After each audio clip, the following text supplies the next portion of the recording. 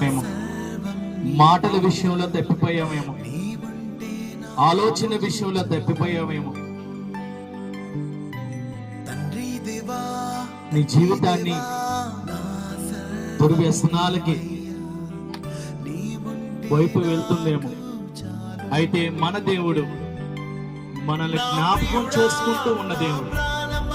మన దేవుడు మన పాపములను ఎన్నడూ జ్ఞాపకం చేసుకున్నాడు. మనుషులు మర్చిపోతారేమో గాని, బంధువులు మర్చిపోతారేమో గాని, మరువని దేవుడు ఒక ఆయన ఉన్నాడు. ప్రతి బాధను చూసే దేవుడు, ప్రతి కష్టాన్ని చూసే దేవుడు, ప్రతి నష్టాన్ని చూసే దేవుడు. మన మీద కనికరపడి, మన మీద వాత్సల్యం చూపించి, మన మీద ప్రేమను చూపించి, ప్రతి కష్టం నుంచి, ప్రతి సమస్య నుంచి, ప్రతి